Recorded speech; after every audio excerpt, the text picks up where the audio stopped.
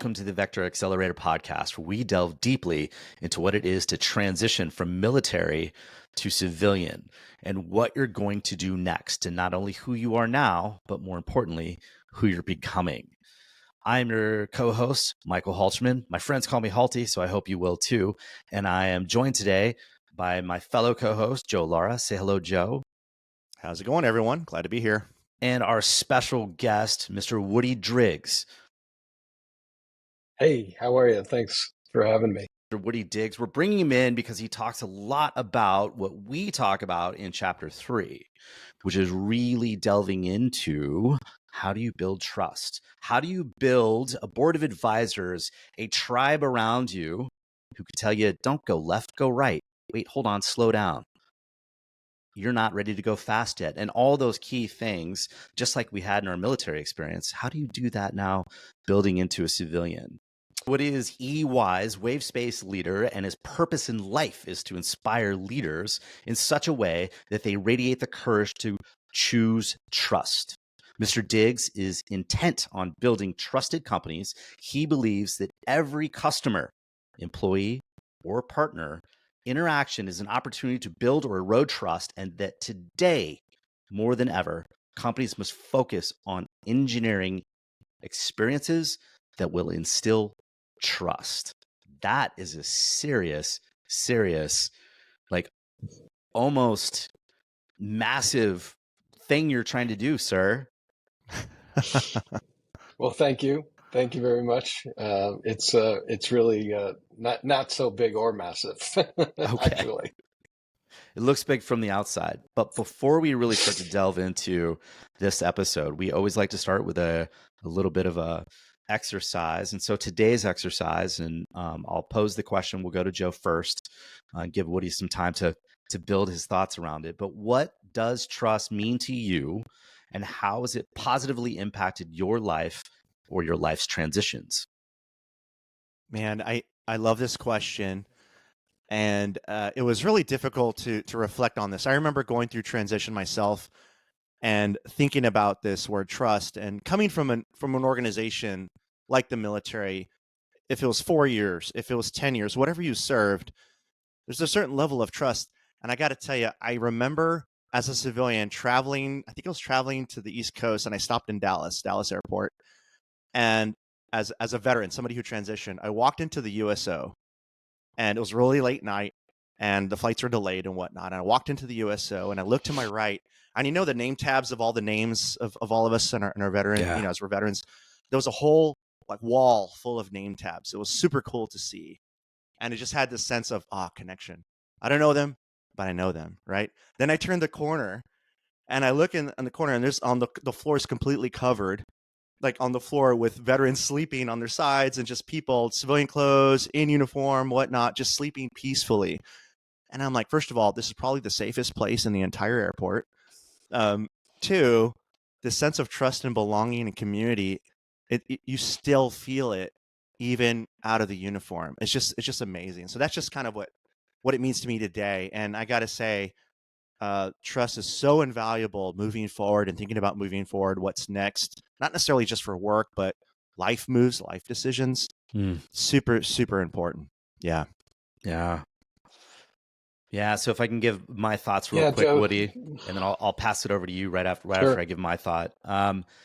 It's the hardest to build and yet the easiest to lose.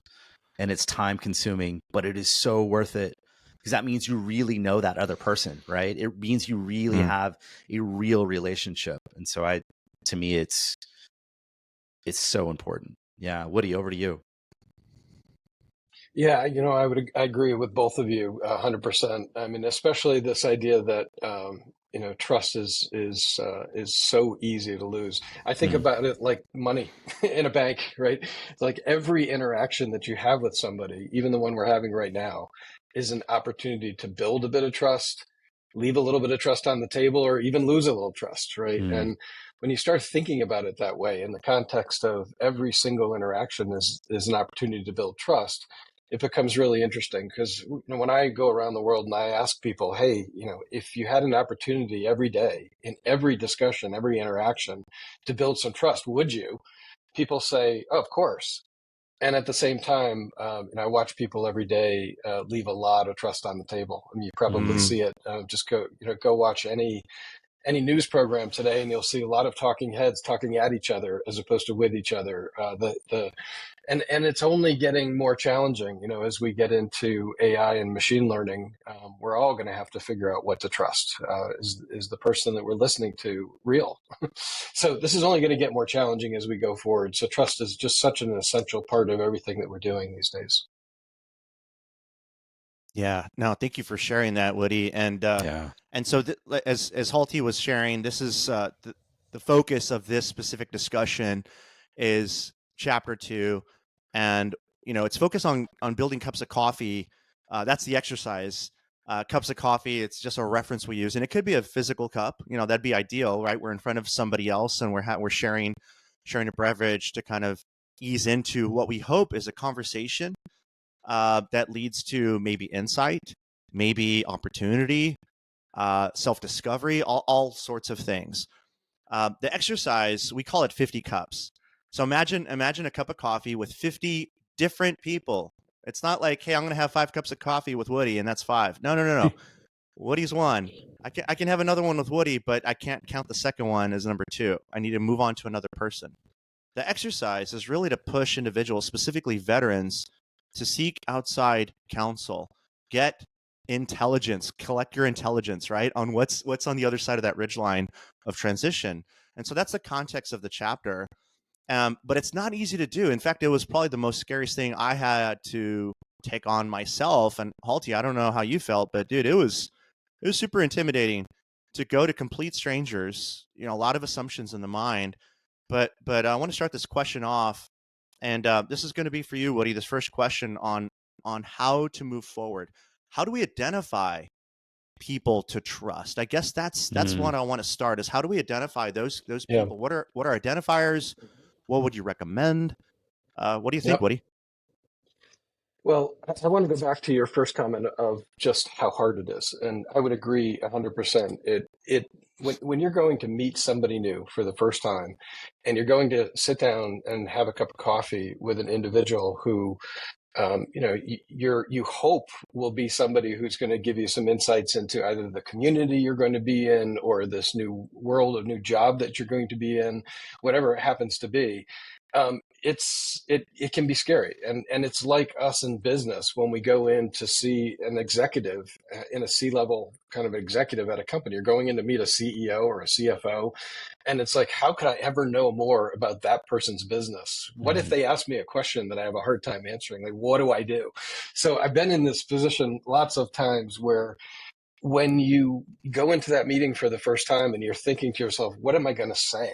What am I going to say? What could I possibly tell this person that's going to be interesting? How do I sell myself? And what I suggest is actually thinking about it entirely different. It's less about selling yourself. It's more about building a new trusted network, a new set of relationships that are going to carry you forward. I mean, if you think about your team as a veteran, and I think about some of the business teams that I've worked in my career, I've had some amazing teams that we've had to disband and move on. And you had some amazing relationships and trusted each other to the highest degree, much more than we do in business, frankly. And when you lose that team, that's a hard thing to lose. And so now you've got to go build a new team. And so that gets to your question, Joe, of who? Well, you'll only know if you start to ask. And what I mean by that is ask the other person what's important to them. What are their insights? What are what's important to them? What are their priorities? What are their challenges? How do they see the progress of their own career? And when you start to ask people questions, really amazing things happen, which is that you'll learn a lot about them. And in addition, they get to talk about their favorite thing, which is what? Themselves. So when you give an opportunity for somebody to talk about themselves and you're really curious about them, there's some magic that happens. There's some trust that starts to get built at the foundation. And so my recommendation is talk to as many people as you can and only assess if they're going to be the right people to pull into your network after you've talked to them and found out what they're all about, how they're wired, and what, frankly, your gut feel is around how they might be able to help you. Big first step to just be the one that leans in first, right? Show some vulnerability, make the first contact, say, this is what I'm about. And knowing that, you've got to know who you are. You have to know what is really important to you, but laying that out on the table first and then allowing that person to reciprocate, right? Exactly. And having that balance between, okay, I'm here to, and I've got to tell you the reason I'm here, so I can talk a little bit about perhaps my new purpose or this new aspiration that I have, a new community I want to join, a new company I want to get to. And at the same time, then very quickly getting to this balance of telling and asking. And I refer to it as the ask mindset. How do you get into a more curious mindset? Because once you, once you start thinking about it that way, you can kind of tone down the whole idea of this is all about me. I have to sell myself. I have to be here to tell you something magical that will make you, want to connect with me. Instead, right. It's really simple. It's I'm going to tell you what my goals or my objective is and why I'm here today. And at the same time, I'm curious about what you might have to help me out, or what your journey has been, so I can perhaps learn from that. So this idea of being curious becomes a really important part of the 50 cups in my mind. I love that little switch. It's being curious, right? It's not, you're not out there to sell yourself. You're there to figure out, man, I think I have a lot of value to offer with my background and my experience. How can I find the right people to connect so I can continue to serve, pull forward all my talents? But I need to choose wisely. I need to make sure that I'm not just going after anybody that just says, "Oh, I'll have a cup of coffee with you." So that's really my next question, Woody. It's how do you build that team? So there's one thing to have cups of coffee. In the chapter, we also talk about your transition team. It could be I like the term, and we like the term board of directors. I think Halty used board of advisors. These are people that have come to know you. They may not know each other, but they've come to know you. You're like the common denominator, and they want to see you succeed. They're also not going to give you BS. They're not there to just sugarcoat things. How would you recommend veterans kind of move forward to start identifying who's who in the zoo as they start moving and progressing through these cups of coffee? Yeah, it's a great question, Joe. And to me, it's rooted in this idea of your trusted network. You're going to build that set of trusted relationships, and there's going to be a core set there that is your board of directors. Those are the folks that you feel like you have the deepest trusted relationship with, and who are really going to no BS tell you like where it's at, right? And there's a level of trust there, right? You're demonstrating vulnerability with them. They're demonstrating vulnerability with you by giving you feedback. And so that trusted relationship you have with that first group is really crucial. And then you want that broader network as well that you want to build trust with. And frankly, after 50 cups of coffee, there may be 30 people in that network. You just say, hey, great discussion. I learned a lot, and I'll pass. And that, you know what? That's okay. That's okay. Right? Absolutely. You've gotten to know somebody. Yeah. You've gotten to know someone. You've gotten to know what they're about. Their agenda, if you will, their priorities may just be misaligned with yours. And so that's the first step in what I refer to as that trust acceleration process. The first step is in that first meeting, being curious enough to understand the other person's priorities, understand something about them, understand what's important to them. Because if they have things that are important to them that are also important to you, that's where the trust alignment really shows up, right? If they were successful in a particular business that you think you want to be successful in, or in a community that now you think you want to be successful in, and they took an approach that resonates with you, that you can believe in, then perhaps that's one of the people that you want to really connect with. And so you'll only learn that if you ask. If you end up being in more of a tell mindset during the entire discussion, and it's tell, it's all about me, I'm going to try to sell myself, then you'll miss out on all that opportunity to really understand the other person.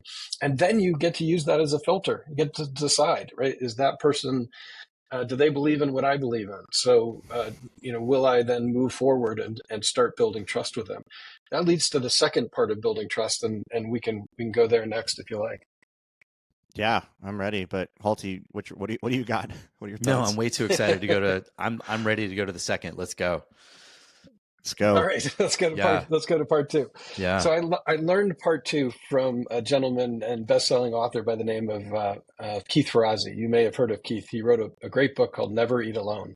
Mm-hmm. And the whole idea of never eat alone was this idea that always eat with somebody, and create these connections. Right? It's like the 50 cups of coffee. Always be be networking and always be out there being curious. And what Keith taught me was this idea of graciousness, gracious acts, he called them.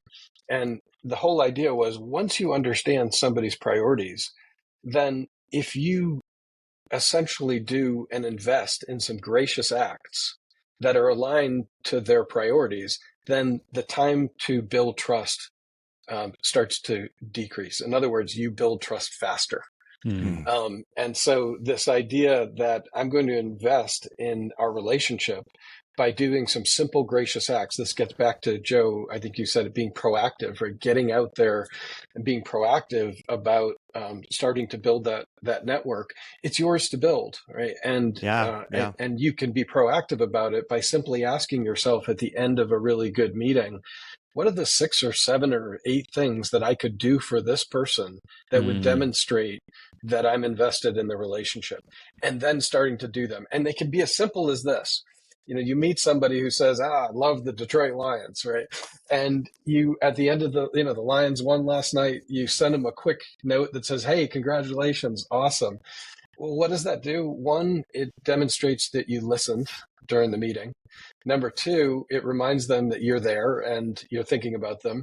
And number 3, they get an opportunity to think about their best team and in the best time, and they won. And so you make this subconscious connection between that great feeling of emotion and this person, and that trust starts to get built.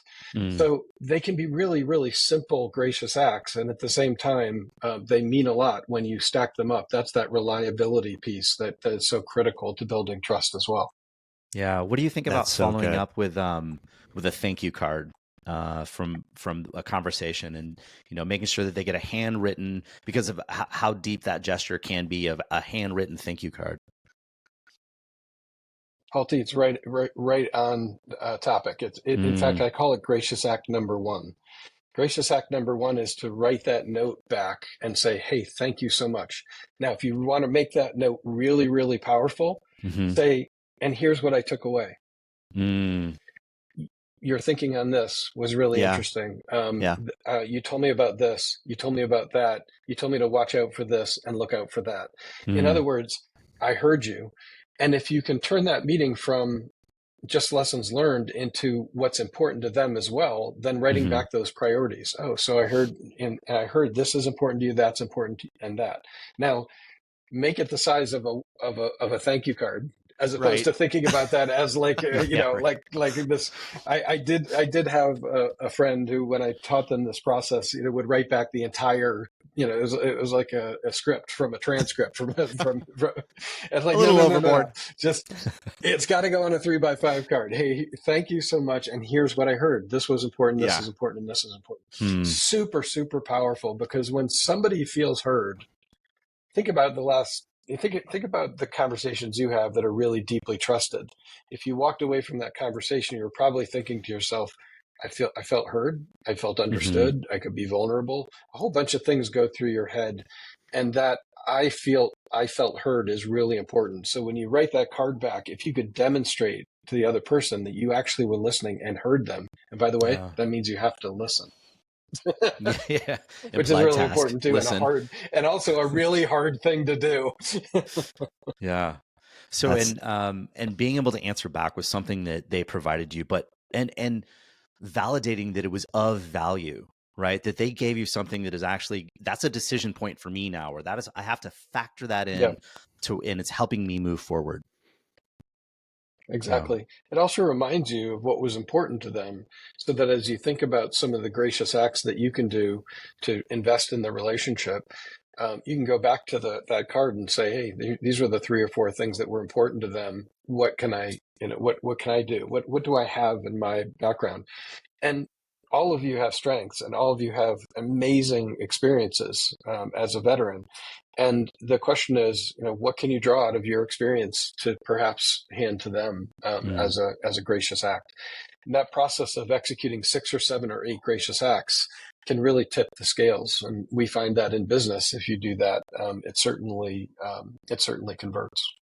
It's really easy for veterans in that part, Woody, to look back and say, well, what have I done that's of value? We normally tend to play down our past experiences, and exactly right. And so sometimes it's really difficult, especially in those first 5, 10, maybe even 20 cups of coffee. It may feel awkward, but I think the encouragement is this: if those that are listening, is move forward, start. Just start. The first cup of coffee may feel a little awkward. It may feel maybe too rehearsed, but you just got to keep moving forward. And really, Yes. Woody, go please. Yeah. Well, so Joe, here's to get ready for that meeting. Here's my recommendation is people would write down the 2 or 3 things that they want to say to communicate of why we're here today, and thank them for being there. I would also have my list of 4 or 5 or 6 questions that are ready to go.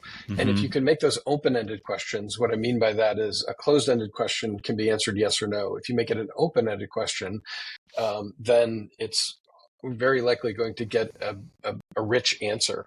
And so you can really start the conversation. And it's that getting into the conversation that goes back and forth and is two-way, where things really open up, and it gets much easier, and that the whole burden of having to say something or to sell yourself, all of that goes away very quickly. So have those 5 or 6 key questions ready to go. And those questions can be very simple, like, what is it about this community that you found interesting? Or help me understand your job path, and what was it like? What kind of transitions have you made in the past, and what did you learn from them? Just open-ended questions that you've got written down that are specific to that particular cup of coffee you're going to have. Do a little bit of research in that person. There's lots of stuff available on the internet now, whether it's LinkedIn or others, and you can learn a lot about them, and you can just have a few questions ready to go. And I guarantee your folks will feel a lot more comfortable with that first meeting, second meeting, and by the 50th meeting, they'll be champs. And they'll be asking great questions, and they'll be really understanding, folks, and they'll start to see their network coming together really nicely. That's awesome. So you talked a little bit. One more question, if I can, Joe. Woody, you talked a little bit about. You said 7 to 8 gracious acts, and then you said, when I mentioned the thank you cards, that was like number 1.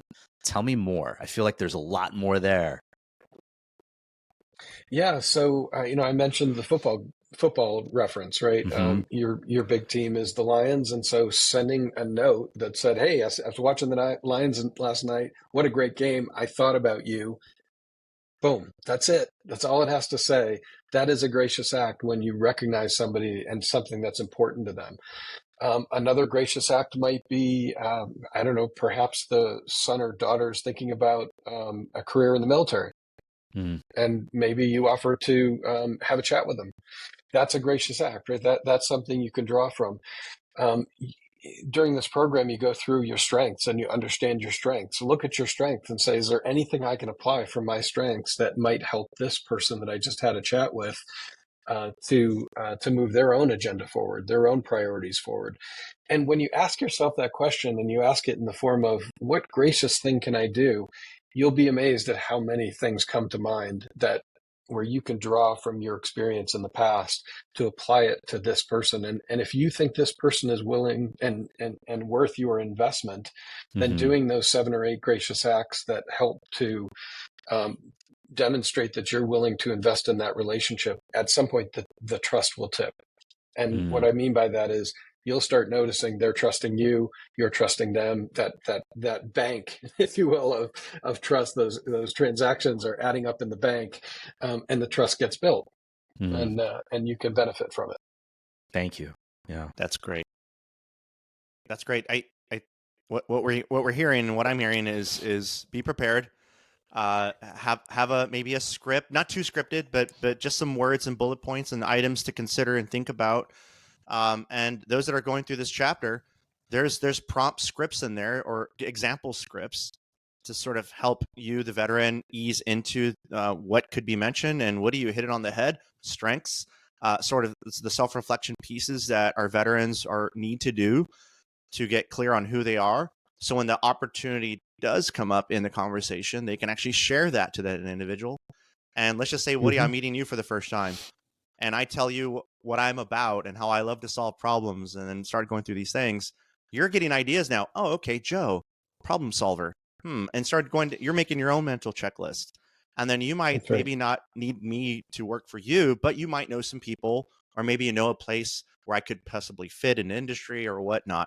So it's like a careful tennis match that we don't necessarily want to win. We want to keep playing, right? And we want to go back and forth and learn in the process. So that's really cool. Yeah, I would think of it less as winning and more as building that relationship. That your goal here is to build a relationship with this person. If it's someone that you do choose to build that trusted relationship with, and so having that balance of telling them what's important to you, and then listening and understanding their perspective and their priorities, gives you that really nice balance of a great conversation, and helps you to kind of knock down the anxiousness of having to sell yourself, if you will. And so I found that was such a critical part of learning how to be in the C-suite, if you will, and being able to be present and to feel like a peer with the person sitting across from me. And that's such an important part of this.